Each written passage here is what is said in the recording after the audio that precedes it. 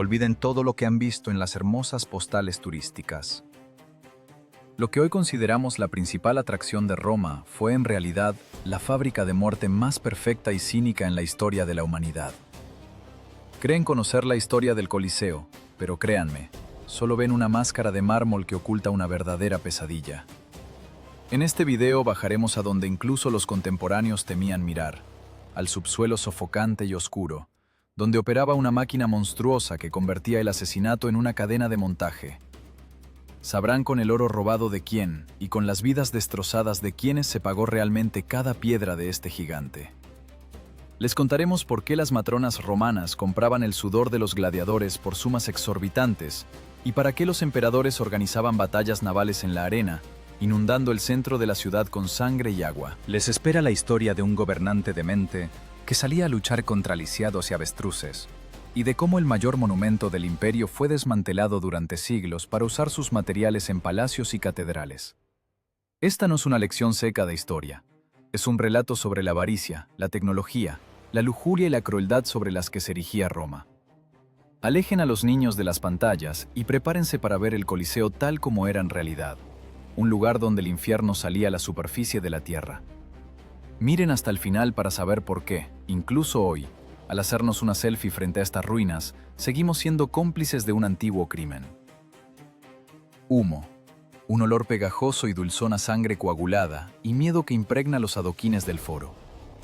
Año 69 de nuestra era. Roma no solo está en crisis, está agonizando.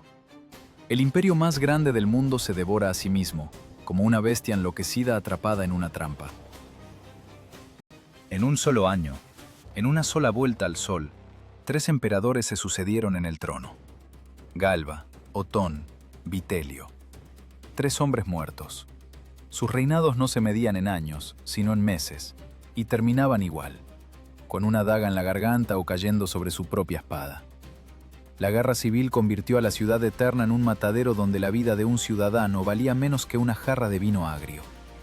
El tesoro está vacío. Las legiones en las fronteras murmuran al no recibir su paga. El pueblo, acostumbrado al pan y al circo, ahora solo ve cenizas y ruinas. En el aire flota una sola pregunta, pesada como una lápida. ¿Quién será el siguiente?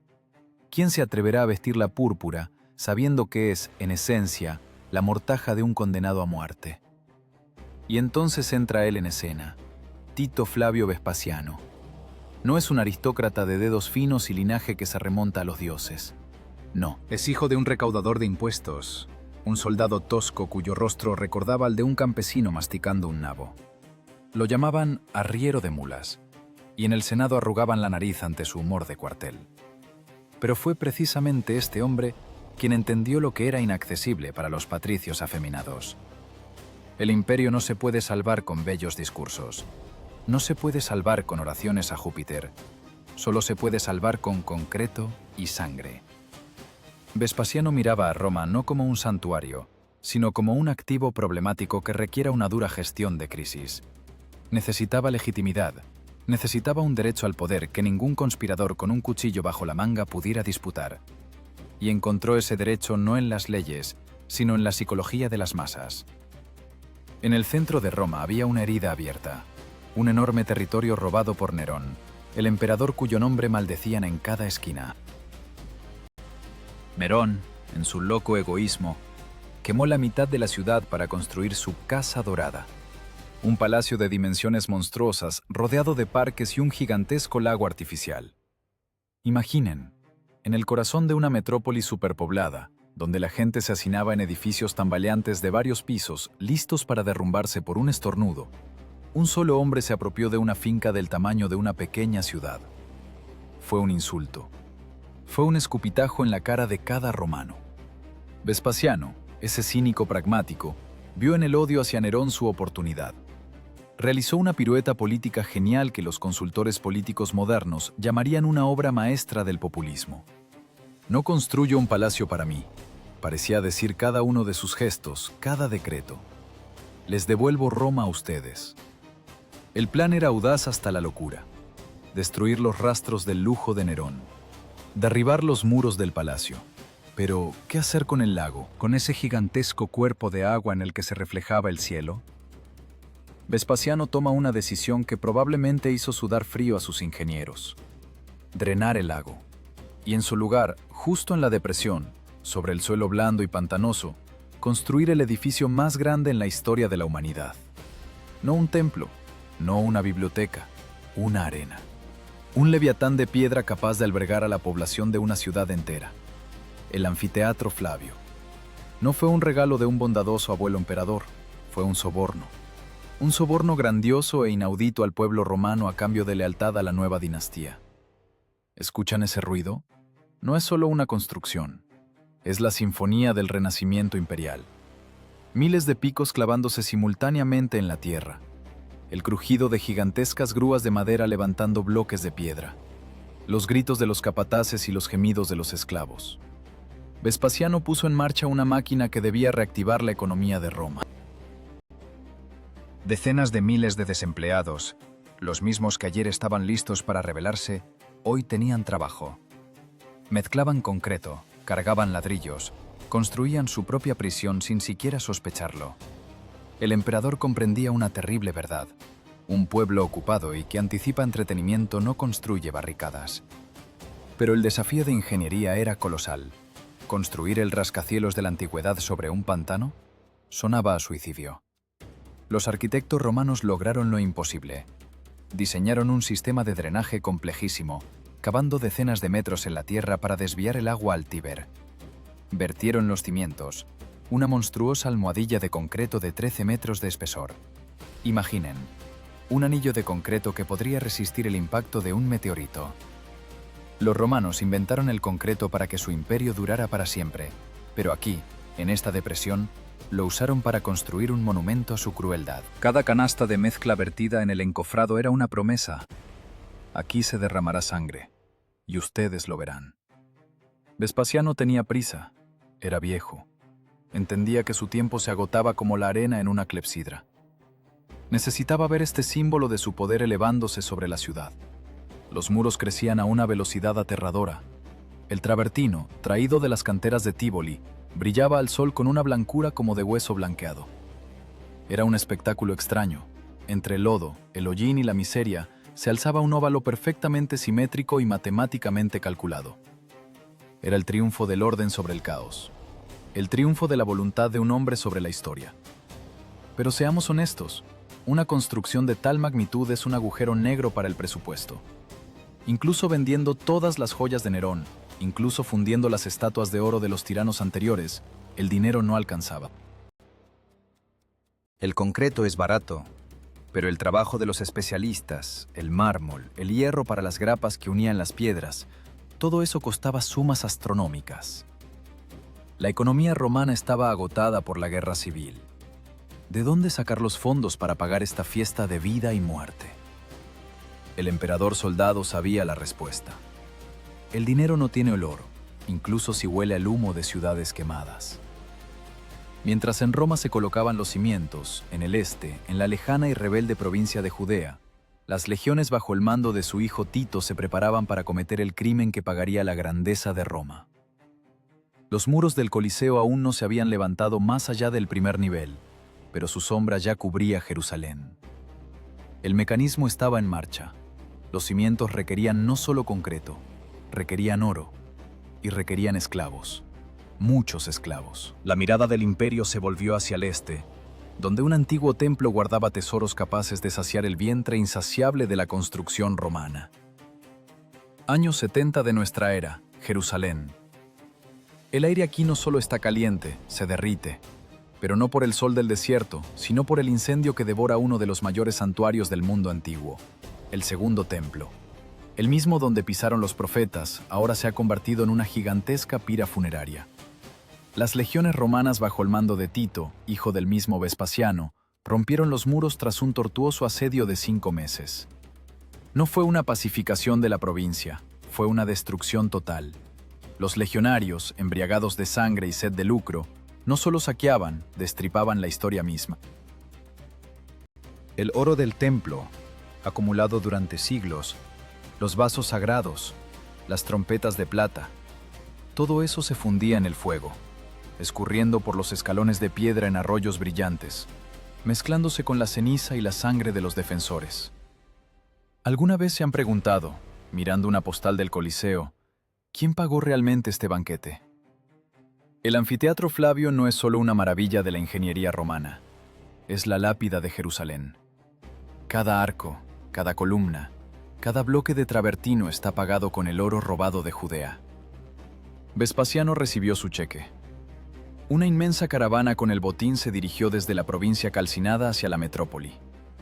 La menorá de oro, el candelabro de 7 brazos, símbolo de la fe de todo un pueblo, ahora se había convertido simplemente en un trofeo, una línea en un libro de contabilidad, un activo que debía convertirse en influencia política. La economía romana, asfixiada por las deudas de Nerón, recibió una inyección de adrenalina de tal fuerza que el imperio tembló de éxtasis. Pero el oro por sí solo no construye muros. El oro no sabe tallar piedra. Para eso se necesitan manos. Y Tito las trajo. 100.000 prisioneros, 100.000 almas vivas, arrancadas de sus hogares, despojadas de nombre, estatus y futuro. Imaginen esa columna extendiéndose en el horizonte.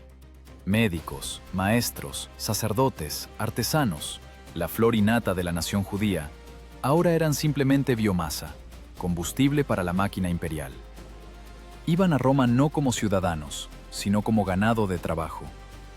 No les esperaba la muerte en la arena, al menos no de inmediato. Les esperaba el infierno de una construcción interminable. Fueron estas personas, cuyas espaldas aún recordaban la frescura de los olivares de Galilea, las que ahora se asfixiaban en el polvo de las canteras de Tívoli. A 30 kilómetros de Roma, la tierra estaba abierta, como una herida gigantesca. Aquí extraían travertino, la piedra de la que está hecho el esqueleto del Coliseo. No es mármol suave, el travertino es duro, pesado y caprichoso.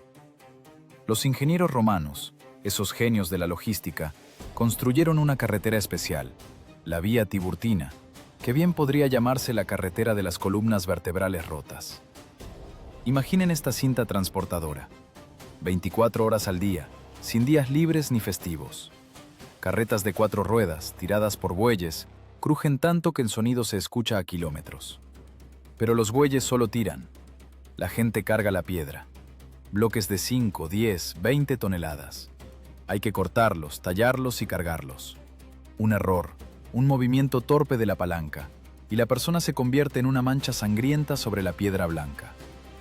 Nadie llevaba estadísticas de accidentes laborales. Si un esclavo se rompía, simplemente lo reemplazaban, como a un pico roto. 100.000 manos de obra gratuita permitían a Roma no contar las pérdidas. Miren atentamente los muros del Coliseo. ¿Ven esos agujeros en la piedra? Muchos piensan que son huellas del tiempo. Número. Son huellas de la tecnología. Los romanos usaban grapas de hierro para unir los bloques de travertino. El concreto entonces iba a los cimientos y bóvedas, pero el esqueleto se sostenía con hierro. 300 toneladas de hierro se fueron solo en las grapas. 300 toneladas de metal que extraían, forjaban e instalaban los mismos esclavos. El Coliseo es un mecano ensamblado con sangre y sudor, donde cada pieza está ajustada con una precisión maníaca. Los ingenieros de Vespasiano no toleraban aproximaciones. Los esclavos judíos, trabajando bajo los látigos de los capataces, creaban la geometría perfecta de la muerte. Y en el centro de Roma, junto a la creciente mole del anfiteatro, Tito erigió otro monumento, su Arco del Triunfo. Está ahí todavía hoy. Acérquense a él cuando estén en Roma y miren los bajorrelieves dentro del arco. No es solo arte, es la confirmación documental del crimen. Allí, en la piedra, quedaron congelados para siempre los legionarios llevando sobre sus hombros la misma menorá y la mesa de oro de los panes de la proposición. Es el recibo, es el comprobante de recepción de fondos. Los emperadores no ocultaban la fuente de financiación, se enorgullecían de ella. Miren, ciudadanos de Roma, saqueamos el templo de un dios ajeno para construir un templo para sus placeres. El cinismo de este intercambio es desorbitado, pero era precisamente lo que yacía en la base de la ideología imperial. Ay de los vencidos, gloria a los vencedores. La construcción avanzaba a un ritmo frenético.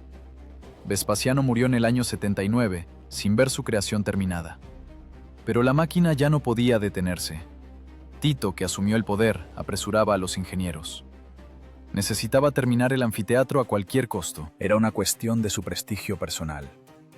Y así, hacia el año 80, se retiraron los andamios. El gigante se quedó inmóvil, esperando. Era deslumbrante. Por fuera, 3 niveles de arcos decorados con semicolumnas, dóricas estrictas abajo, jónicas elegantes en el medio y corintias exuberantes arriba. Estatuas de dioses y héroes en cada abertura miraban a la ciudad con fría arrogancia. Los muros estaban revestidos de mármol que brillaba al sol tan intensamente que dolía mirar. Era el edificio más majestuoso jamás construido por el hombre. Pero por dentro estaba vacío. Un saco de piedra capaz de albergar a 50.000 espectadores. La acústica estaba calculada para que el estertor de la muerte se oyera en las filas más altas. El Coliseo estaba listo, pero estaba muerto. Le faltaba el ingrediente principal. Aquello por lo que se fundieron los tesoros de Jerusalén y se redujeron a polvo las vidas de 100.000 esclavos. Necesitaba un alma. Y el alma de este lugar solo podía ser la sangre. Mucha sangre. Tito anunció la fecha de apertura. Roma se paralizó en la anticipación. Los ciudadanos sabían, no sería solo una fiesta, sería una orgía de destrucción como el mundo no había visto jamás. El emperador se preparaba para dar la orden que convertiría esta obra maestra arquitectónica en la fábrica de muerte más eficiente de la historia. Las puertas se abrían, y la arena, limpia y dorada, ansiaba su primera víctima. El emperador ha muerto. ¡Viva el emperador! Vespasiano, ese viejo cínico que construyó su poder sobre concreto e impuestos, se fue de la vida con una última broma en los labios. Ay, creo que me estoy convirtiendo en Dios. No vivió para ver el mayor triunfo de su vida. La cinta en la inauguración del mayor anfiteatro del mundo tuvo que cortarla su hijo, Tito. Año 80 de nuestra era. Roma se asfixiaba por el calor del verano, pero el aire temblaba no por el calor, sino por una expectativa histérica. No era solo una fiesta, era la campaña de relaciones públicas más masiva en la historia de la humanidad. Tito, entendiendo que el amor de la multitud es una moneda inestable, decidió comprarla al por mayor. Anunció 100 días de juegos, 100 días de locura continua, 100 días en los que el trabajo en la ciudad se detuvo y toda la vida se concentró en este cuenco de piedra. ¿Alguna vez han intentado imaginar 100 días de asesinatos? No como una estadística en un libro de texto, sino como una realidad física. Son 3 meses en los que la muerte se convierte en rutina, como el desayuno. Por la mañana van a ver la cacería, al mediodía las ejecuciones, por la tarde a los gladiadores, y así cada día. Los romanos convirtieron la destrucción de lo vivo en una cadena de producción. Durante la inauguración del Coliseo fueron asesinados 9.000 animales. Piensen en esa cifra, 9.000. No es caza, es un genocidio de la fauna. Los soldados del imperio peinaron el norte de África y el Medio Oriente, sacando todo lo que ruge, corre o se arrastra. Leones, tigres, elefantes, rinocerontes, hipopótamos. Los romanos vieron por primera vez jirafas y avestruces, solo para ver cómo morían. Era una demostración del poder total de Roma sobre la naturaleza. El emperador parecía decir, miren, no solo hemos conquistado naciones, hemos conquistado el caos mismo.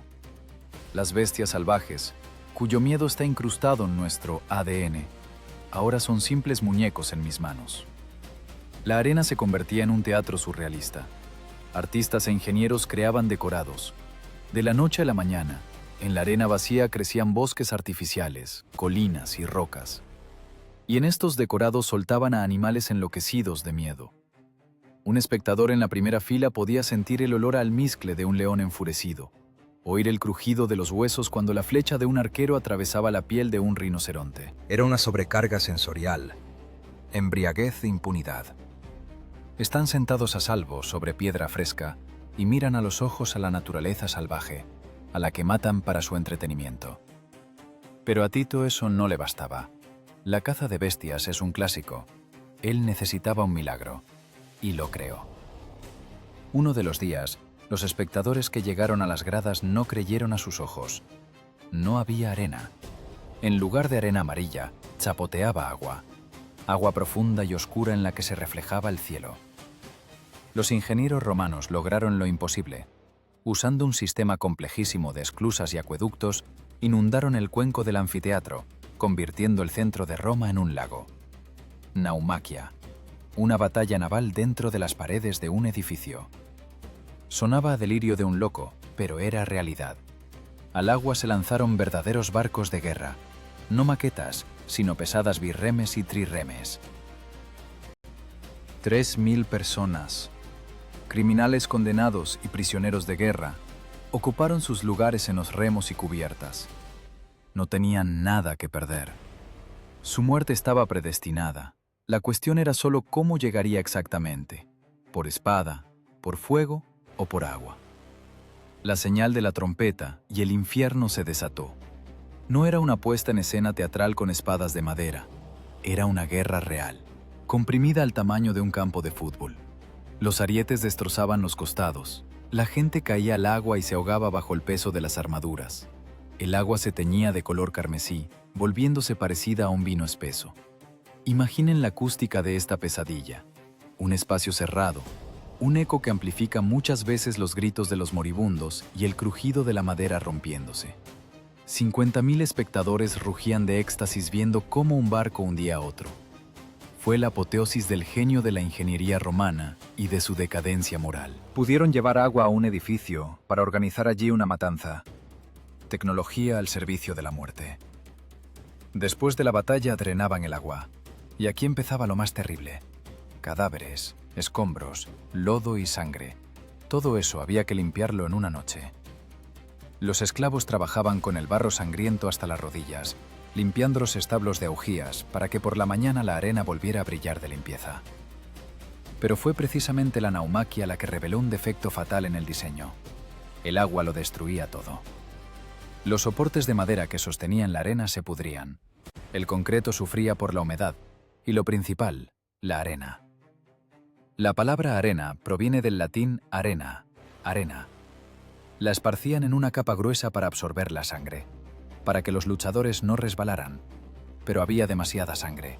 100 días de matanza continua convirtieron el suelo bajo el anfiteatro en un pantano apestoso. No alcanzaban a cambiar la arena. El olor a descomposición comenzaba a filtrarse a las gradas, mezclándose con los aromas de azafrán con los que rociaban a los espectadores. El viejo sistema no daba abasto. Los primitivos soportes de madera que permitían verter el agua se convirtieron en un problema. Para que la máquina de muerte funcionara sin fallos, para mantener el ritmo y la escala de los espectáculos, se requería una reconstrucción total del motor. Los Juegos del año 80 demostraron, a Roma no le basta con una simple arena. Roma necesita un escenario transformable. Necesita un lugar donde se pueda esconder la muerte hasta el momento adecuado. Las naumaquias fueron canceladas para siempre. La piedra reemplazó al agua. Los ingenieros de Domiciano, hermano de Tito, tomaron las palas. Tenían que cavar bajo la brillante arena un corazón oscuro y sofocante, de cuya existencia los espectadores arriba ni siquiera sospechaban. Empezaron a construir el hipogeo. Quiten la máscara de mármol del rostro de Roma y verán una calavera. Levanten el piso de madera de la arena, espolvoreado con arena dorada, y verán las entrañas del monstruo. Lo que los turistas hoy toman por ruinas de un laberinto a cielo abierto, alguna vez fue el lugar más oscuro, sofocante y tecnológico del imperio. Hipogeo. En griego significa subterráneo, pero para quienes trabajaban allí, esa palabra se traducía más simple: infierno.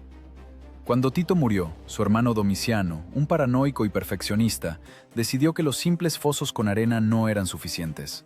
Necesitaba magia, necesitaba drama, y ordenó excavar bajo la arena un complejo de 2 niveles, un sistema complejísimo de pasillos y cámaras, vertidos en concreto y cubiertos con vigas de roble. Era el corazón de la máquina. Si arriba reinaba la fiesta de la muerte, aquí abajo reinaba la dictadura de la mecánica. Imaginen un espacio donde nunca penetra el sol. La única luz es el hollín de las lámparas de aceite, arrancando de la oscuridad las paredes mojadas por la humedad.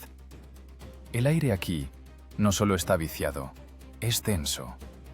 Una mezcla de olor a estiércol de bestias, sudor humano, paja podrida y miedo. No hay ventilación. En verano la temperatura subía a 40 grados. Y en este sofocante saco de piedra, cientos de esclavos giraban las ruedas de la historia, literalmente. Los ingenieros de Domiciano crearon un milagro que se adelantó a su tiempo 1500 años. 28 elevadores, 28 montacargas verticales distribuidos por el perímetro de la arena. No era magia, era física llevada al absoluto. Un sistema de contrapesos, cuerdas y poleas. Cada jaula con un animal, ya fuera un león de 200 kilos o un oso, se subía a mano. ¿Alguna vez han intentado subir un piano a un quinto piso sin ascensor? Ahora imaginen que ese piano intenta matarlos. 8 esclavos se enganchaban a un enorme torno de madera, el cabrestante. Lo empujaban con el pecho, resbalando con los pies en el barro, enrollando gruesas cuerdas en el tambor. El crujido de la madera, tensada al límite, sonaba como el gemido del propio edificio. El mecanismo funcionaba impecablemente. La jaula subía al techo del subsuelo. Allí se activaba una trampilla, y la bestia aparecía en la antesala justo bajo el nivel de la arena. Un esfuerzo más, un tirón, y las compuertas de arriba se abrían de par en par. Para el espectador en la grada esto parecía brujería. Hace un segundo la arena estaba vacía, y de repente, como de la nada, como de la misma tierra, brotaba una manada de tigres. O un bosque, o una montaña. El efecto de aparición repentina era el principal efecto especial de la antigüedad. La multitud rugía de éxtasis, sin pensar en qué coreografía infernal había detrás de ese truco. Los romanos adoraban las sorpresas. Los ingenieros desarrollaron plataformas abatibles con bisagras que arrojaban a las bestias a la arena, obligándolas a correr hacia adelante por miedo y desorientación. Era una cadena de montaje. Mientras arriba un león destrozaba a una víctima, abajo ya cargaban al siguiente. Pero bajemos más, al nivel de los ojos de un esclavo del escenario. Aquí ustedes no son nadie. Son una pieza del mecanismo que se puede reemplazar si se rompe. Trabajan en pasillos estrechos donde apenas pueden cruzarse 2 personas, y junto a ustedes, por esos mismos pasillos, llevan a los depredadores. Entre ustedes y la muerte solo hay una reja, y a veces, simplemente suerte. El rugido de bestias hambrientas, encerradas en jaulas estrechas, rebota en las paredes de piedra, creando un caos acústico. Los animales, traídos de África, enloquecían por la oscuridad y los olores. Se golpeaban contra los barrotes, gruñían, orinaban por el estrés. Y todo eso fluía bajo los pies de las personas. En el hipogeo existía su propia jerarquía del terror. Estaban los que giraban los tornos, estaban los que limpiaban las jaulas, y estaban los bestiarios, domadores cuya tarea consistía en meter a la bestia en el elevador, sin armas de electrochoque, sin tranquilizantes, solo con una antorcha y un látigo. Un movimiento en falso y el tigre les arrancará un brazo antes de ver la luz del sol. ¿Y si el mecanismo se atasca? ¿Si el elevador se queda a medio camino? El emperador no tolera demoras. El show debe continuar. Los esclavos se metían en los pozos, arriesgándose a ser aplastados por los contrapesos para reparar la polea atascada. Sus vidas no valían nada. En los libros de gastos del Coliseo, la grasa para las ruedas costaba más que la comida para el esclavo que giraba esa rueda. La propaganda imperial funcionaba impecablemente. Arriba el orden divino, abajo el caos que ese orden doma. El hipogeo era el secreto sucio de Roma. El espectador no debía ver el sudor. Debía ver la facilidad. La grandeza del imperio se basaba en que el trabajo duro estaba escondido tras bambalinas. Los muros de concreto del subsuelo aún guardan las huellas de este presidio anónimo. Los arqueólogos encuentran allí grafitis rayados en los raros minutos de descanso, huesos de pollos comidos a prisa y dados de juego. Incluso en el infierno, la gente intentaba vivir. Pero lo más terrible de esta máquina no era cómo funcionaba, sino para quién funcionaba. Los mecanismos subían no solo bestias, subían personas. Aquellos que debían enfrentarse a esas bestias, o entre sí. En la oscuridad del hipogeo, en celdas separadas, esperaban su salida los actores principales de este drama. Oían cada paso arriba. Oían cómo 50.000 gargantas coreaban nombres ajenos. Sabían. En unos minutos la trampilla se abriría y la luz golpearía sus ojos, cegándolos antes del combate. Esta máquina de muerte necesitaba no solo combustible de músculos de esclavos y no solo víctimas. Necesitaba estrellas. El producto de esta fábrica no era simplemente un cadáver, sino un cadáver hermoso. La economía del espectáculo exigía profesionales, y mientras los cabrestantes chirriaban subiendo el siguiente lote de condenados, en cuarteles especiales, lejos de la suciedad del subsuelo, se preparaban para salir aquellos que convirtieron el asesinato en el arte mejor pagado de la antigüedad. Aquellos a quienes consideraban más bajos que la suciedad, pero cuyos nombres susurraban en los dormitorios de las aristócratas: los gladiadores. Olviden todo lo que han visto en los éxitos de taquilla de Hollywood. Olviden esas filas interminables de carne de cañón a los que matan por cientos en 5 minutos de tiempo en pantalla. La realidad de la arena romana era mucho más cínica, compleja y, si quieren, moderna. Un gladiador no es simplemente un esclavo con espada, es una cartera de inversión ambulante, es un activo con alta liquidez y enormes riesgos. En un mundo donde la vida humana valía centavos, estas personas valían fortunas enteras. Nadie en su sano juicio destruiría un Ferrari solo para oír el hermoso sonido del metal golpeando contra el concreto. La economía romana de la muerte funcionaba bajo las leyes de un mercado feroz. El lanista, el dueño de la escuela de gladiadores, no era solo un carcelero, sino un capitalista de riesgo. Encontraba en los mercados de esclavos a tipos fuertes, los compraba e invertía en ellos sumas astronómicas. Años de entrenamiento, un equipo de masajistas, los mejores entrenadores y, por supuesto, medicina. Paradójicamente, un gladiador en el ludus recibía mejor atención médica que un ciudadano libre de clase media en Roma. El famoso médico Galeno, cuyos trabajos se estudiarían durante los siguientes 1500 años, comenzó su carrera precisamente aquí, cosiendo heridas desgarradas y acomodando huesos a los luchadores. Aprendía anatomía no en cadáveres, sino en cuerpos vivos y palpitantes de superestrellas de la arena. ¿Por qué? Porque cada cicatriz que sacaba a un luchador de combate era un agujero en el bolsillo del dueño. Miren su dieta. ¿Creen que comían carne asada, bajándola con vino, como bárbaros en un banquete? No. La ciencia de la nutrición deportiva no nació en el siglo XX, sino aquí, en los cuarteles de los gladiadores. Los llamaban ordeari, hombres de cebada. Su dieta era estricta y científicamente calculada. Gachas de cebada, habas, verduras y ceniza. Sí, bebían bebidas con ceniza de madera añadida, una fuente primitiva pero efectiva de calcio para fortalecer los huesos. Eran vegetarianos a la fuerza, pero no ascetas flacos, sino tanques masivos. A los gladiadores los engordaban a propósito para que desarrollaran una capa de grasa subcutánea. No era por belleza, era una armadura biológica. La grasa protegía las terminaciones nerviosas y las arterias de los cortes superficiales. Cuando la hoja cortaba la piel, se veía sangriento y espectacular para la multitud. Pero el luchador seguía en pie. El show continuaba. Pero la principal paradoja no estaba en la dieta, sino en el estatus social. Un gladiador en Roma es un ser atrapado entre mundos. Desde el punto de vista legal, es una infamia, un deshonrado, una persona privada de todos los derechos civiles. Está por debajo de una prostituta, por debajo de un mendigo, por debajo de la suciedad bajo los pies. Hacía un juramento terrible: ser quemado, atado, golpeado y muerto por la espada. Voluntaria o forzosamente entregaba su cuerpo a la posesión de otro, convirtiéndose en una cosa. Su palabra no valía nada en un tribunal. No podía ser enterrado en un cementerio para gente decente. Era un muerto viviente.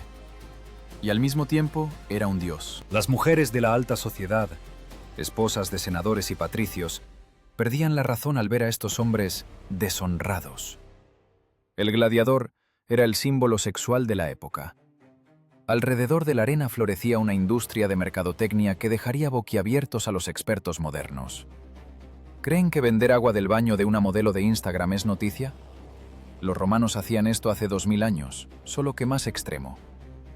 Después del combate, de los cuerpos de los ganadores se raspaba con una herramienta especial, el estrígil, el sudor mezclado con aceite, polvo y sangre. Esta sustancia se envasaba en pequeños frascos y se vendía por mucho dinero como un afrodisíaco potentísimo. Las matronas romanas frotaban el sudor ajeno en su piel, soñando con el toque de la bestia. La sangre de un gladiador ejecutado se consideraba una cura para la epilepsia. La bebían caliente, creyendo que la fuerza vital del luchador pasaría al enfermo. Los despreciaban y los deseaban. Era la esquizofrenia de toda una civilización. En la misma arena no reinaba el caos, sino un reglamento estricto. El combate es un deporte, cruel, sangriento, pero deporte. Había árbitros que vigilaban las reglas, separaban a los luchadores en el cuerpo a cuerpo y podían detener la pelea si el equipo se rompía. La muerte de un profesional en la arena era más la excepción que la regla. Las estadísticas recopiladas por los historiadores nos dicen que en el primer siglo de nuestra era, 9 de cada 10 gladiadores sobrevivían al combate. ¿Por qué? Porque era costoso. Imaginen la situación. El organizador de los juegos, el editor, generalmente un político que quería comprar votos, alquila al lanista a un grupo de luchadores. Si el gladiador sobrevive y vuelve al cuartel, el editor paga solo el alquiler. Pero si el gladiador muere, entonces se activa la cuenta del costo total. Y el precio de un campeón podía igualar el costo de construir un pequeño templo. Matar a un gladiador significaba arruinar al patrocinador. Por eso, cuando el vencido levantaba un dedo pidiendo clemencia, el organizador a menudo miraba a la multitud con súplica. Por favor, déjenlo ir. No tengo 100,000 sestercios extra. La muerte era un servicio premium. Se compraba solo en ocasiones especiales, o cuando la multitud entraba en tal frenesí que negarse era más peligroso que arruinarse. Pero este cálculo cínico no eliminaba el miedo. Están parados en un pasillo oscuro, untados de aceite, apretando la empuñadura del gladius. Escuchan el rugido de 50,000 gargantas exigiendo espectáculo. Saben que su oponente es un profesional igual que ustedes, que comió las mismas gachas y durmió en la celda contigua. Pero hoy debe intentar matarlos, y si pierden, su destino no dependerá de su habilidad, sino del capricho de un hombre gordo en el palco imperial y del humor de una multitud que tal vez simplemente se aburrió. ¿Qué los obligaba a salir a la arena una y otra vez? ¿El miedo al castigo? Sí, pero también la esperanza. Fantasmal, lejana como una estrella. El rudis, la espada de madera, el símbolo de la libertad. Un gladiador que demostraba su valor y sobrevivía a decenas de combates podía recibir esta espada y el derecho a retirarse. Convertirse en entrenador, guardaespaldas o simplemente un hombre libre con mucho dinero y una base de fanáticos. Era la mayor lotería de la historia. Pon en juego tu vida y tal vez te lleves el premio mayor. Eran esclavos que podían volverse más ricos que sus amos. Y este perverso sueño romano los empujaba hacia adelante, bajo el rugido de las gradas, a los brazos de quien realmente gobernaba este lugar. No el emperador, no el lanista, sino el monstruo de muchas cabezas sentado en los bancos de piedra, la multitud. Mírenlos. Aparten la vista de la arena ensangrentada y miren hacia arriba, hacia donde hierve, grita y pulsa el verdadero dueño de este lugar. 50,000 personas. Cierren los ojos e intenten imaginar ese sonido. No es el ruido de un estadio durante un partido de fútbol. Es el rugido de una fuerza elemental. Una onda física de presión capaz de reventar los tímpanos. Los arquitectos de los Flavios diseñaron el cuenco para que funcionara como un resonador gigante. Cada grito, cada suspiro, cada maldición se amplificaba por la piedra, convirtiéndose en un estruendo ensordecedor que hacía vibrar las paredes de los palacios en el Palatino. El Coliseo no es un teatro, es un parlamento. El único lugar en el imperio donde el pueblo, privado del derecho a voto en las elecciones, obtenía una voz capaz de derrocar reyes. Aquí, en estas gradas, Roma estaba representada en corte, como diseccionada por el bisturí de un cirujano. La estratificación social, congelada en piedra. Abajo, al borde mismo de la arena, allí donde se puede distinguir el miedo en los ojos del moribundo y sentir el olor a sangre, se sentaban aquellos a quienes pertenecía el mundo. Senadores en togas blancas inmaculadas con una ancha franja púrpura, las vestales, sacerdotisas guardianas del fuego sagrado, las únicas mujeres que tenían derecho a sentarse en la primera fila. Era la zona de la élite, sillas de mármol donde se decidían los destinos de las provincias. Más arriba comenzaba el mundo de los caballeros y ciudadanos ricos. Aún más arriba, la plebe. Y allá, en lo más alto, bajo el sol abrasador, en bancos de madera se apretujaban aquellos a quienes Roma despreciaba, pero sin los cuales no podía existir. Mujeres, pobres y esclavos. 50 metros sobre el suelo. El calor allí era insoportable. El olor a sudor de miles de cuerpos se mezclaba con el aroma de comida barata y ajo. Pero era precisamente desde allí, desde el gallinero, de donde a menudo llegaban los gritos más furiosos. Este corte vertical de la sociedad era un organismo único, una hidra de muchas cabezas, a la que el emperador estaba obligado a alimentar con espectáculos para que no lo devorara a él mismo. El emperador se sentaba en su palco, en una elevación. Parecería que es un dios. Es el señor de las legiones. Pero dentro de los muros del Coliseo, la correlación de fuerzas cambiaba. Aquí era vulnerable. Estaba solo contra 50.000. No podía esconderse tras las espaldas de los pretorianos. Estaba obligado a estar presente. El pueblo romano no perdonaba a los gobernantes la indiferencia hacia sus entretenimientos. Julio César cometía el error de leer cartas durante los combates, y la multitud lo odiaba por esa arrogancia. Augusto, un zorro sabio, se sentaba durante horas y miraba la matanza, fingiendo un interés sincero, porque sabía, la atención también es una moneda. El Coliseo era un espacio de duro diálogo político. La multitud, embriagada de sangre y sentido de comunidad, perdía el miedo. Era aquí, en las pausas entre asesinatos, donde el pueblo presentaba las cuentas al poder. El cántico de 50.000 gargantas es imposible de ignorar. «Devuélvenos el pan», «Ejecuta al prefecto ladrón», «Baja los impuestos». El emperador debía reaccionar. Debía sonreír, asentir, enviar heraldos con promesas. Si mostraba debilidad o miedo, lo destrozarían. Si mostraba excesiva dureza, comenzaría un motín que quemaría la ciudad. Era caminar por el filo de la navaja. Los mayores tiranos del mundo se sentaban en este palco, sudando bajo la toga, y adulaban a panaderos y zapateros a quienes, fuera de los muros de la arena, ni siquiera consideraban personas. La crueldad aquí no era solo entretenimiento, era un lenguaje de comunicación. Un código universal, comprensible tanto para el patricio como para el esclavo. Y la culminación de este diálogo era el momento del veredicto. El gladiador caía. El arma volaba de sus manos. El ganador ponía el pie en la garganta del vencido y alzaba la hoja. Y en ese momento, el tiempo se detenía. Toda la colosal máquina del imperio se paralizaba. El juez miraba al palco del emperador. El emperador miraba al pueblo. Estamos acostumbrados a pensar que conocemos este gesto. Pulgar abajo, muerte. Arriba, vida. Hollywood nos enseñó esto. Pero los historiadores aún discuten cómo se veía exactamente este gesto. Quizás el dedo girado significaba la hoja desnuda, la orden de rematar. Quizás el pulgar escondido en el puño significaba espada a la vaina. Pero la mecánica del gesto no es tan importante como su esencia. Lo importante es que en ese segundo, el poder sobre la vida y la muerte pasaba del emperador a la multitud. Imagínense en el lugar de un romano común. Son nadie.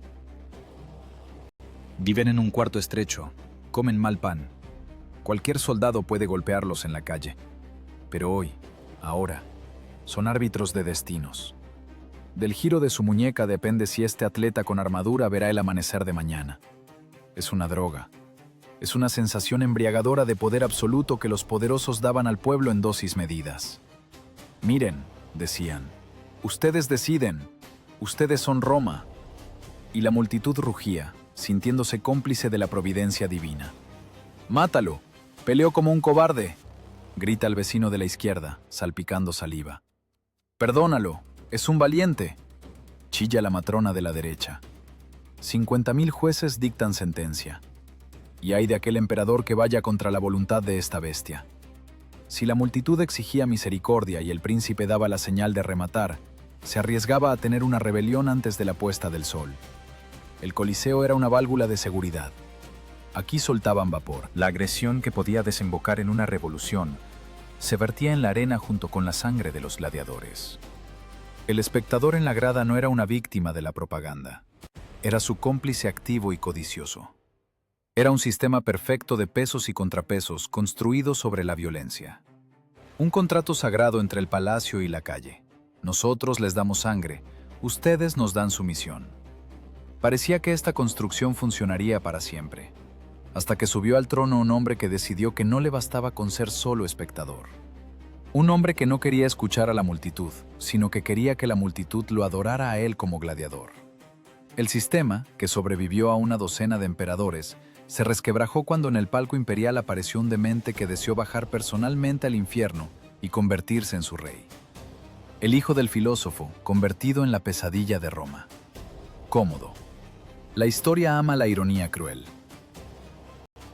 Marco Aurelio, el emperador filósofo, pasaba las noches en una tienda en la frontera, escribiendo sus reflexiones estoicas sobre el deber, la contención y el servicio a Roma.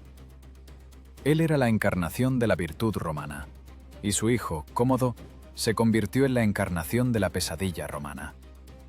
Cuando se ponía la piel de león, imitando a Hércules, el imperio se estremecía no de grandeza, sino de vergüenza. El contrato sagrado entre el poder y el pueblo, que tan cuidadosamente construyeron Vespasiano y Tito, no solo fue violado, fue ahogado en la locura de un solo hombre. El Coliseo, ese instrumento político complejísimo, en manos de Cómodo se convirtió en el juguete de un psicópata. Imaginen ese momento. El sol en el cenit. 50.000 espectadores esperan la salida de los héroes. Pero las puertas se abren y a la arena no sale un esclavo, ni un prisionero de guerra, ni un luchador profesional de la escuela de un lanista. Sale el propio emperador, el amo del mundo, un dios vivo. Desciende de los cielos de su palco al barro de la arena. Para la mentalidad romana esto no era solo un shock, era una disonancia cognitiva comparable a si un presidente moderno de una potencia nuclear saliera al ring en calzoncillos de luchador para golpear con una silla a discapacitados. El emperador se convertía voluntariamente en infamia, en deshonrado. Borraba la línea entre la púrpura del trono y la sangre del matadero. Cómodo no quería gobernar, quería matar. Pero en sus acciones no había ni un gramo de ese riesgo que hacía de los gladiadores ídolos. Era una farsa, un circo sangriento y nauseabundo. Salía a la arena con una espada hecha del mejor acero, mientras que a sus oponentes a menudo les daban armas de plomo o madera. Realizó 735 peleas. 735 veces levantó la mano en señal de victoria. Pero, ¿a quién vencía?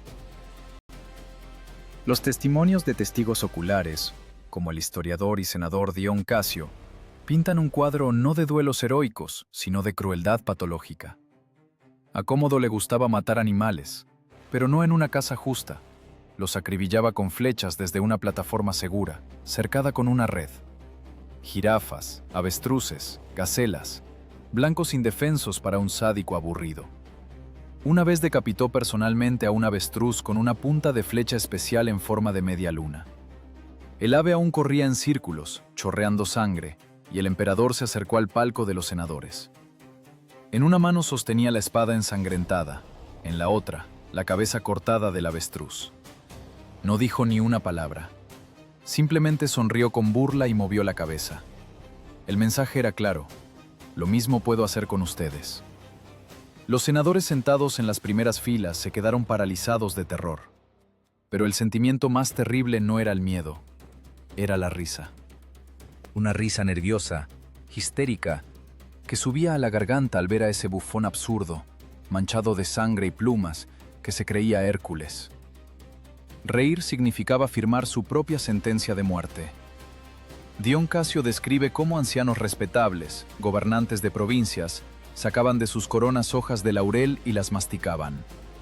El sabor amargo del laurel ayudaba a contener los músculos de la cara, ayudaba a no soltar una carcajada en la cara de la muerte. Las mentes más grandes del imperio se sentaban masticando hierba para sobrevivir a la actuación de su señor. Era la agonía de la dignidad romana. La locura aumentaba. A Cómodo le aburrieron las bestias, necesitaba personas. Pero matar gladiadores era peligroso. Incluso con una espada roma, un profesional podía rozar accidentalmente el cuerpo divino. Por eso el emperador encontró nuevos enemigos. Ordenó reunir en la arena a lisiados, personas que habían perdido las piernas por enfermedades o accidentes. Los vistieron con trajes de gigantes míticos, Les dieron piedras y esponjas en lugar de armas. Y Cómodo, el gran Hércules romano, caminaba entre ellos con un garrote, matándolos a golpes uno tras otro, como ganado. La multitud, acostumbrada a la crueldad pero respetuosa del valor guerrero, miraba esto en un silencio sepulcral. No era deporte. No era la ejecución de criminales. Era una carnicería en un hospital psiquiátrico donde el paciente principal era el médico jefe. Exigía pago por sus actuaciones. Cada vez que el emperador salía a la arena, pasaba la factura al tesoro. 1.000.000 de sestercios por combate. Llevaba a Roma a la bancarrota, obligando al imperio a pagar por el placer de ver sus perversiones. El Coliseo, creado por Vespasiano como un regalo al pueblo, como una forma de comprar lealtad, se convirtió en instrumento de narcisismo personal. El sistema se rompió. El espectador ya no se sentía cómplice de la grandeza. Se sentía rehén de un maníaco. En lugar de sublimar la agresión de la multitud, Cómodo provocaba repugnancia. La magia de la arena se sostenía en la ilusión de justicia. Gana el más fuerte. La multitud perdona al más valiente. El emperador destruyó esa ilusión. Cuando mataba a un gladiador herido que suplicaba clemencia, escupía sobre la voluntad del pueblo. Mostraba: aquí no hay reglas. Aquí solo está mi capricho. Fue un punto de inflexión. El aura de santidad del poder, que se mantuvo durante siglos, se disipó. Si el César es simplemente un asesino sudoroso y cruel que despedaza avestruces y lisiados sin piernas, entonces, ¿por qué obedecerle? Cómodo fue estrangulado en su propio baño por su entrenador de lucha. Una ironía digna de su vida. Pero el veneno que inyectó en las venas del imperio ya actuaba. El Coliseo seguía en pie, brillando con su mármol. Pero los cimientos bajo él, los cimientos morales del mundo romano, se agrietaron de una forma que ya era imposible de reparar. La época de la locura dorada terminaba. En el horizonte se juntaban las nubes de una crisis real y fría. El dinero se acababa, las fronteras crujían, y una nueva fe, silenciosa e imperceptible, ya empezaba a susurrar que la muerte en la arena no es una fiesta, sino un pecado. La máquina de muerte se preparaba para su última, más larga y dolorosa batalla, la batalla contra el olvido y la nueva moral. La fiesta terminó. La resaca fue larga, dolorosa y mortal. Después del frenesí sangriento de Cómodo y el carrusel de emperadores soldados, Roma despertó en una nueva realidad. Siglos III y IV. La edad de oro de los antoninos se derritió como un espejismo en el desierto.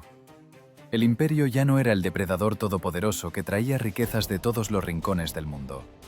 Se convirtió en una leona vieja y enferma, a la que los bárbaros mordían por todos lados y la inflación devoraba por dentro. La economía. Ese es el verdadero asesino del Coliseo. No la moral, sino la banal falta de efectivo detuvo esta máquina. Imaginen la contabilidad de la muerte en la época de la decadencia. El denario de plata se devaluó tanto que se convirtió en un trozo de cobre con un fino baño de plata. Los precios se dispararon a los cielos. Traer un león de África, alimentarlo con carne, pagar el transporte por mar, los servicios de los cuidadores, todo eso se volvió astronómicamente costoso. El imperio que antes gastaba millones para diversión de la multitud, ahora contaba cada sestercio para pagar a los mercenarios en la frontera. Pan y circo. Este lema funcionaba cuando los graneros estaban repletos de grano egipcio. Ahora, cuando las provincias se separaban una tras otra, las autoridades tenían que elegir: alimentar a las legiones o comprar un nuevo gladiador. La elección era obvia. Pero había otro factor: un virus silencioso e invisible que cambiaba el ADN de la sociedad romana: el cristianismo. Al principio era una secta de marginados que se escondían en catacumbas. Pero para el siglo IV, la cruz reemplazó al águila en los estandartes de las legiones. El emperador Constantino hizo de la nueva fe la religión estatal. Y esta fe trajo consigo una nueva óptica. Para un pagano, la vista de un cuerpo despedazado era el triunfo del destino, un momento de verdad.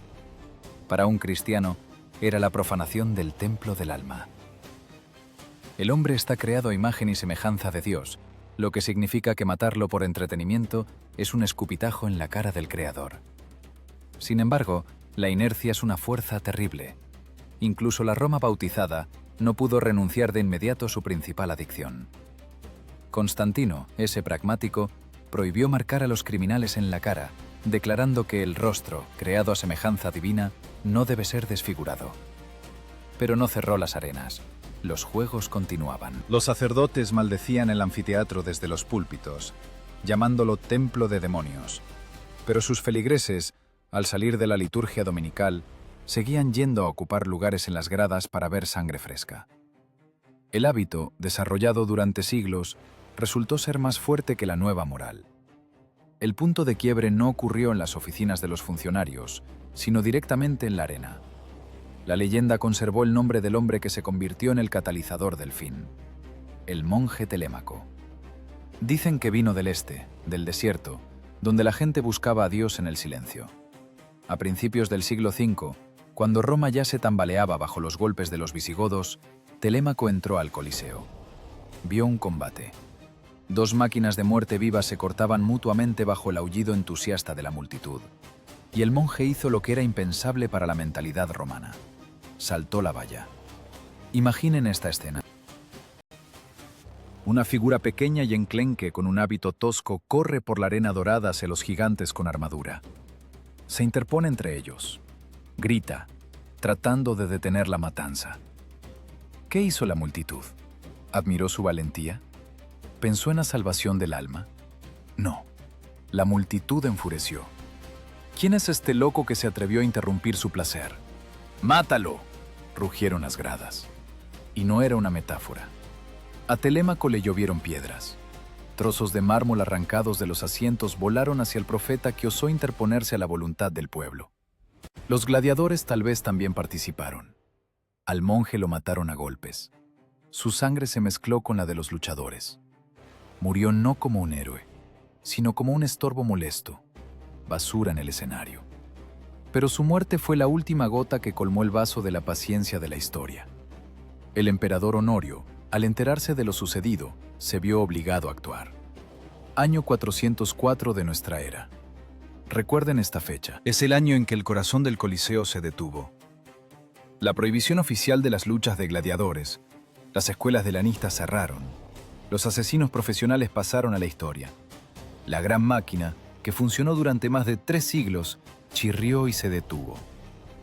Sin embargo, la agonía no fue instantánea. El Coliseo murió larga y dolorosamente.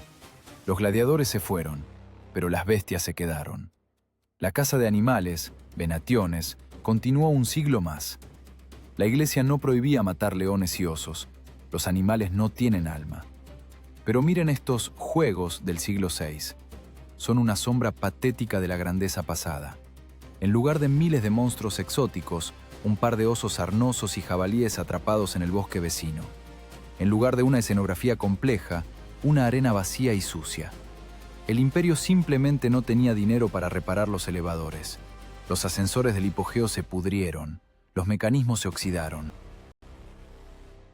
A las bestias simplemente las sacaban por las puertas, como ganado al matadero. La magia desapareció. Solo quedó la rutina del asesinato. Y luego la naturaleza dio el golpe de gracia. La tierra tembló. A mediados del siglo V y principios del VI, potentes terremotos sacudieron Italia. El Coliseo, ese coloso de piedra, no aguantó. El muro sur se derrumbó. Imaginen ese estruendo cuando miles de toneladas de travertino, que estuvieron en pie medio milenio, se desplomaron sobre la tierra levantando una nube de polvo que cubrió la ciudad. Nadie se puso a reconstruirla. Roma, cuya población se redujo de 1 millón a unas patéticas decenas de miles, no tenía ni fuerzas ni ganas de reparar el monumento a su pasado pagano. La arena quedó vacía. El viento movía la basura por las filas donde alguna vez se sentaron los senadores. En las grietas entre las piedras comenzaron a crecer árboles, destruyendo la mampostería con sus raíces. Los canales de drenaje se taparon y el hipogeo, ese mismo laberinto infernal, se inundó de un lodo apestoso.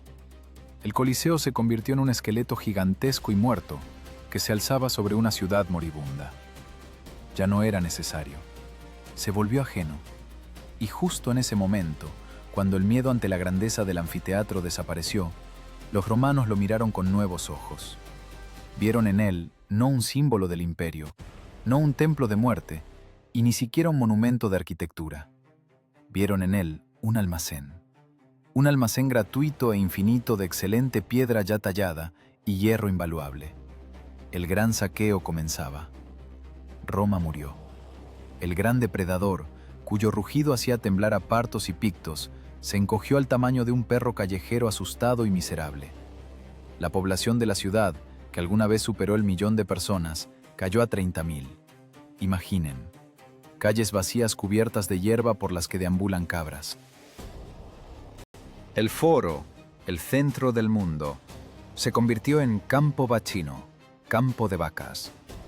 Y en medio de este paisaje postapocalíptico se alzaba él, un esqueleto gigantesco que nadie necesitaba. El Coliseo ya no era un teatro de muerte. Se volvió demasiado grande para la ciudad encogida. La gente ya no tenía fuerzas para llenar sus gradas y no tenía dinero para alimentar a las bestias. Pero al Coliseo le quedaba un valor que los tiempos bárbaros apreciaban por encima de todo. Estaba hecho de piedra y estaba hecho de hierro. La Edad Media es la época del pragmatismo que roza la supervivencia. Si un edificio no se puede usar para su propósito, hay que reconvertirlo. Y el Coliseo se convirtió en el apartamento comunal más extraño de la historia. En el siglo XII lo tomó el poderoso clan romano de los Frangipani. Estos señores feudales miraron el anfiteatro no como un monumento arquitectónico, sino como una fortaleza lista. Tapiaron los arcos del primer piso, convirtiéndolos en muros inexpugnables. Adentro, donde alguna vez rugió la multitud, crecieron torres residenciales, establos y almacenes. La arena, impregnada de la sangre de mártires y gladiadores, se convirtió en el patio interior de un castillo donde secaban la ropa y cocinaban sopa. ¿Sienten ese olor? Ya no es olor a miedo y azafrán, es olor a estiércol. Durante siglos, las arcadas del Coliseo se alquilaron. Aquí vivían herreros, zapateros, sacerdotes y ladrones. En los pasillos oscuros, donde alguna vez paseaban los senadores, ahora guardaban heno y vino barato. El anfiteatro Flavio se convirtió en un mercado de estiércol.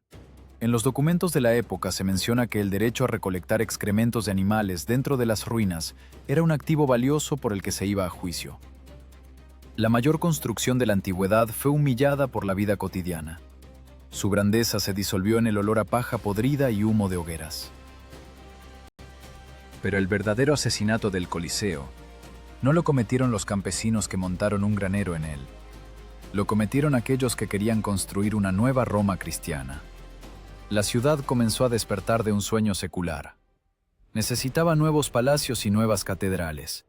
Y entonces los arquitectos de los papas miraron el anfiteatro y no vieron historia. Vieron un depósito gigantesco y gratuito de magnífico travertino ya tallado. ¿Para qué gastar dinero y fuerzas enviando esclavos a las canteras de Tívoli? ¿Para qué traer piedra 30 kilómetros si en el centro de la ciudad hay una montaña de bloques listos? Comenzó el gran saqueo. El Coliseo se convirtió oficialmente en cantera. Los papas, vicarios de Dios en la tierra, emitían licencias oficiales para la demolición de muros. Imaginen ese estruendo que hubo sobre Roma durante siglos. El chirrido de cabrestantes, los golpes de martillos. Los obreros desmantelaban afanosamente el anillo exterior, arrojando bloques de muchas toneladas hacia abajo. La piedra caía, rompiendo el pavimento. La cargaban en carretas y se la llevaban para construir palacios para los sobrinos de los pontífices. Miren la fachada de la Basílica de San Pedro, el mayor santuario del mundo católico. Los cimientos, los escalones, parte de los muros, son carne del Coliseo. La piedra pagana, que absorbió la sangre de miles de víctimas, fue rebautizada y colocada en la base del Templo del Amor y la Misericordia. ¡Qué ironía! Roma se devoraba a sí misma para renacer. El Palacio Venecia, el Palacio Farnesio, el Palacio Barberini, todas estas obras maestras del Renacimiento que admiramos hoy, son hijos que devoraron a su padre. Miguel Ángel y Rafael, esos genios del arte, caminaban por Roma y admiraban las proporciones antiguas, mientras sus mecenas convertían esas proporciones en escombros de construcción. Pero la piedra es solo la mitad del problema. Acérquense a los muros del Coliseo hoy. Acérquense bien. ¿Ven esos innumerables agujeros que marcan los bloques de piedra? Como gigantescas marcas de viruela. Muchos turistas piensan que son huellas de guerra, bombardeos o erosión. No, son huellas de la avaricia. Los romanos conocían el secreto de sus antepasados. Los bloques del Coliseo no se sostenían con mezcla, sino con grapas de hierro. Dentro de los muros había escondidas 300 toneladas de metal selecto. En la Edad Media, cuando las tecnologías de extracción de mineral se perdieron, el hierro se valoraba a precio de oro. De él hacían espadas, arados, herraduras. Y la gente comenzó la caza del metal. Hacían agujeros en el travertino, sabiendo exactamente dónde estaba la unión de los bloques. Arrancaban las grapas de hierro con fuerza bruta, mutilando la piedra, dejando heridas abiertas. Todo el Coliseo hoy es un monumento al saqueo. Está ahí, acribillado por miles de orificios, como prueba de que para una persona hambrienta la historia no tiene sabor. Necesita metal para forjar un cuchillo. El hierro que unía al imperio fue fundido en armas para pequeñas disputas feudales. El saqueo fue tan masivo que en Roma nació un dicho, malvado y preciso como un golpe de estilete. Quod non fecerunt barbari, fecerunt barberini. Lo que no hicieron los bárbaros, lo hicieron los Barberini. Era una pedrada al jardín del poderoso Papa Urbano VIII, de la familia Barberini, quien fue especialmente diligente en el desmantelamiento de ruinas antiguas. La élite de Roma construía su bienestar sobre las ruinas del pasado. No veían belleza en el Coliseo, veían un recurso, un activo, un valor contable. Para el siglo XV, del gigante quedaba solo un tercio. El lado norte se conservó solo porque era más difícil de desmantelar, y el sur se derrumbó y lo saquearon hasta los cimientos. El Coliseo se convirtió en una ruina romántica, cubierta de hiedra y flores silvestres. Los botánicos contaban en sus ruinas más de 400 especies de plantas, una microflora única cuyas semillas fueron traídas aquí junto con el alimento para las bestias exóticas hace 1000 años. Incluso en su muerte, incluso siendo robado y desnudado, seguía generando vida. Pero ya era vida de malas hierbas sobre una tumba. Parecía que 100 o 200 años más de tal renovación y del anfiteatro solo quedaría una mancha polvorienta en el mapa. Solo lo salvó un milagro. Y ese milagro no vino de los arquitectos, sino de aquellos que recordaron de quién era la sangre que realmente empapó esa arena. El fantasma de la muerte que flotaba sobre la arena de repente se convirtió en su único protector. A mediados del siglo XVIII, cuando el Coliseo ya casi se había convertido en un esqueleto, lo salvó una mentira. O para ser más precisos, un hermoso error histórico. El Papa Benedicto XIV miró esas ruinas saqueadas y vio en ellas no una cantera, sino un santuario. En 1749 declaró al Coliseo lugar de martirio de los primeros cristianos. En medio de la arena, allí donde durante siglos se absorbió la sangre de gladiadores y bestias, levantaron una enorme cruz. Fue una decisión genial. Los historiadores aún discuten si realmente se ejecutó masivamente a cristianos aquí. Lo más probable es que no. La mayoría de los mártires encontraron su muerte en el circo de Nerón o en otras arenas, y el Coliseo era un lugar para espectáculos profesionales, no para ejecuciones religiosas. Pero ¿a quién le importa la verdad cuando se trata de salvar el patrimonio? La consagración funcionó mejor que cualquier estatus de protección de la UNESCO. Tocar las piedras se convirtió en pecado. El saqueo cesó instantáneamente. Las mismas personas que ayer arrancaban las grapas de hierro, hoy venían aquí a rezar, besando el mismo travertino que sus abuelos vendían al peso. La religión, que alguna vez condenó los juegos, ahora se convirtió en la única guardiana de su arena. Desde ese momento el Coliseo comenzó su nueva vida, la vida de un fantasma romántico. Se convirtió en un punto obligatorio de la ruta para los intelectuales europeos que realizaban el Gran Tour. Byron, Dickens, Goethe, todos estuvieron aquí, mirando la luna a través de las cuencas vacías de los arcos. Pero no veían el horror, veían melancolía. Para ellos estas ruinas eran un símbolo de la futilidad de los esfuerzos humanos. Mientras el Coliseo siga en pie, Roma seguirá en pie. Cuando caiga el Coliseo, caerá Roma. Y cuando caiga Roma, caerá todo el mundo. Esta frase, atribuida a peregrinos del siglo VIII, se convirtió en el mantra de los románticos. Admiraban la estética de la decadencia, sin oír los gritos de los fantasmas. La arena se cubrió de un jardín exótico, y los poetas paseaban entre flores que crecían sobre huesos, componiendo versos sobre la eternidad. Pero el siglo XX no toleraba la melancolía, necesitaba fuerza. En 1922 llegó al poder en Italia Benito Mussolini. El duce soñaba con revivir el Imperio Romano, y el Coliseo se convirtió para él en el decorado ideal. El fascismo se apropió de la estética de la antigüedad. Mussolini ordenó limpiar el espacio alrededor del anfiteatro, demoliendo sin piedad los barrios medievales para trazar una calle ancha, la vía de los foros imperiales. Quería que sus legiones de camisas negras marcharan con la grandeza de los Flavios de fondo, creando una conexión visual directa entre las fases de los lictores y la simbología fascista. El Coliseo volvió a ser un instrumento político, un fondo para los discursos del nuevo dictador que, como los césares del pasado, prometía al pueblo grandeza a cambio de libertad. Y aquí estamos.